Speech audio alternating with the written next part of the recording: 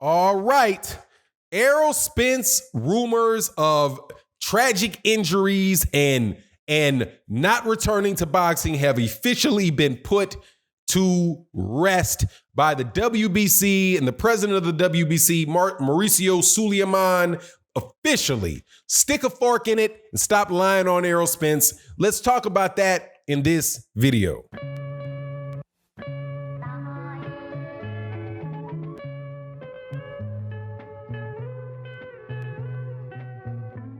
All right, welcome back to the channel, subscribers. If you are not subscribed, please subscribe and hit the bell icon so you can be notified of when we release more videos. Also, thank you so much to the Patreon. Thank you so much to the live stream community that supports every day and Sunday with OG Boxing Talk with my co-host, Blood Boxing, KQKC Boxing, Trap House Boxing, and Curtis Anderson, the boxing historian. That show is on at 8 a.m. Central Standard Time, 9 a.m. Eastern Standard Time. So check it out. Now, Errol Spence Jr., according to Rick Glazier, you know, the guy that keeps coming out with rumors that never pan out. Oh, it's such a sad moment. Such a sad moment in boxing. The injuries were much more severe than originally suggested by Errol Spence Jr.'s camp, because, you know, they were lying. And, you know, he's not coming back in his boxing career. You know, that nonsense that got spread. And I'm in Texas. I know people that know him, and I've never heard anything like that.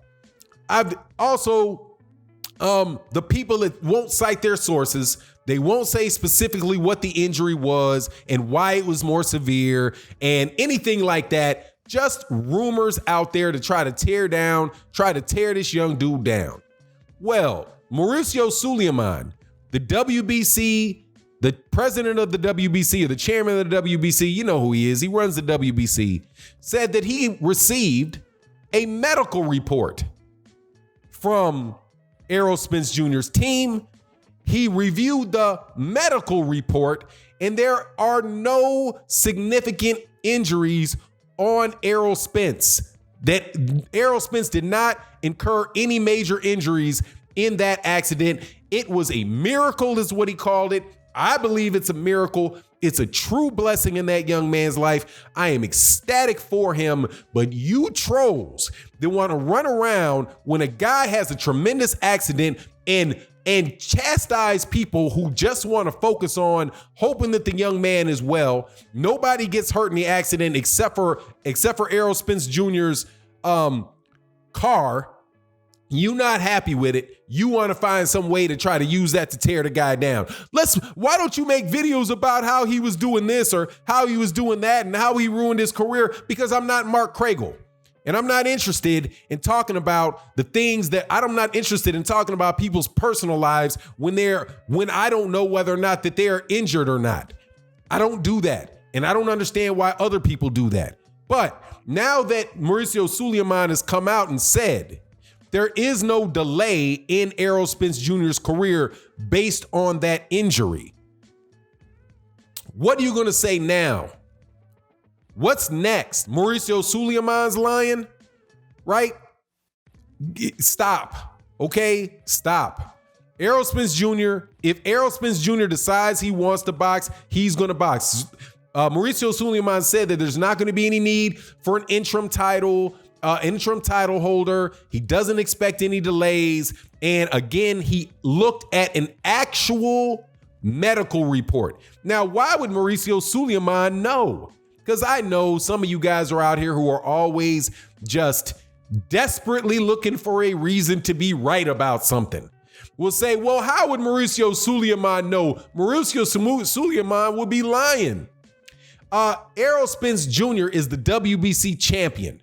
If he is unable to compete, the WBC will ask them and say, if you are injured and you are not retired, let me know. Otherwise, I can strip you. Because we don't believe that you're coming back. and we're not going to have our belt held hostage unless we want to make you the franchise champion or we want to make you the champion emeritus.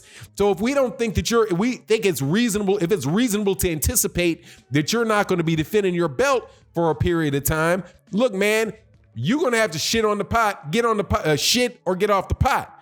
What's it going to be? Now, I'm not saying that Mauricio Sulaiman would take that attitude, but that's his right. And as a result, he can request medical information related to that to make a determination about if and when Errol Spence Jr. is going to come back. Okay? And he said it was clean, so it should all be over now. But let's get to the heart of the matter, man. Let's get to the heart of the matter. Many of you are hoping that Errol Spence Jr. doesn't come back because generally speaking, you're just negative hating people that want this man to fail. I'm having conversations on Twitter. Like I said, I'm on Twitter because I'm talking to trolls because I want to know. It's like practice for me, like let me see how somebody can defend.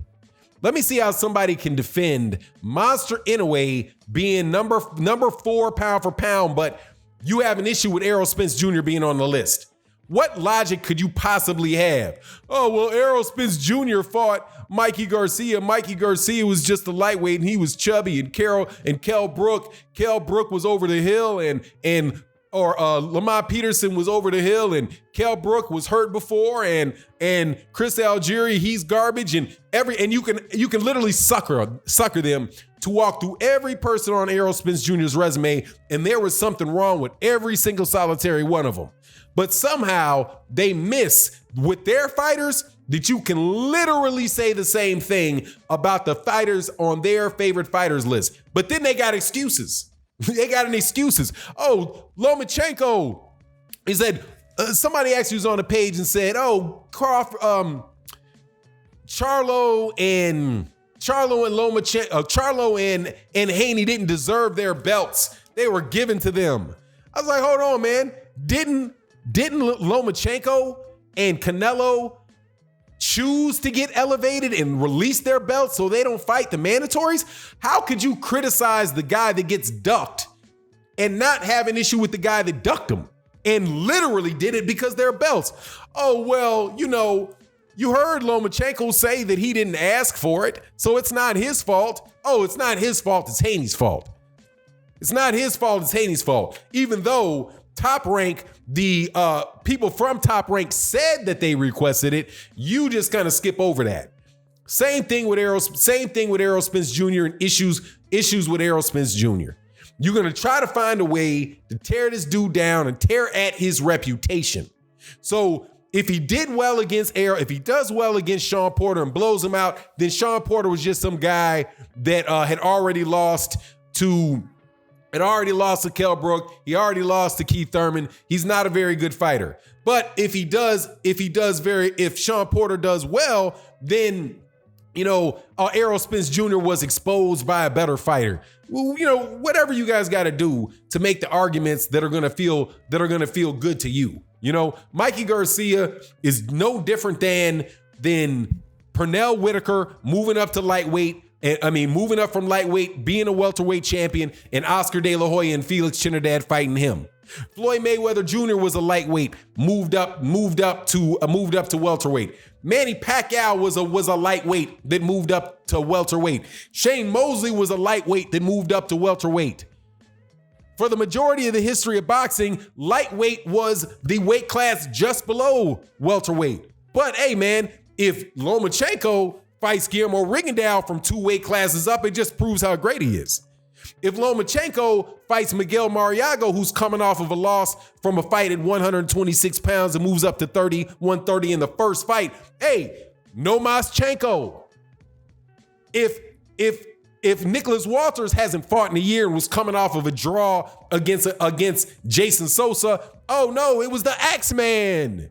Man, just stop. Well, you're never going to stop. I know that now. I know you're never going to stop. I know you guys are going to continue to find a way to tear down fighters like Errol Spence Jr. And you will compliment fighters that are like Errol Spence Jr. if it fits your argument for that day. But don't get crazy. Don't get crazy and say that maybe a Terrence Crawford is pound for pound number one if he beat Errol Spence, because then, oh, Errol Spence was exposed. And it's really Yakanaka. It's really Kosi Tamanaki, for his incredible fight that he had against OC Susposi, some motherfucker you ain't never even watched fight. Anyway, it is what it is, man. Shit's irritating. I'm really happy that Errol Spence Jr. is well, and that we'll be seeing him sometime. Hopefully we'll be seeing him sometime next year in the middle of the year. I do believe it's going to be against Danny Garcia, and that Manny Pacquiao is going to wind up fighting Mikey Garcia. And then probably towards the end of 2020 or 2021, we'll probably get an Errol Spence Manny Pacquiao fight to finish off Manny Pacquiao's career. But you let me know what you think in the comment section. And with that, I'm out. Peace.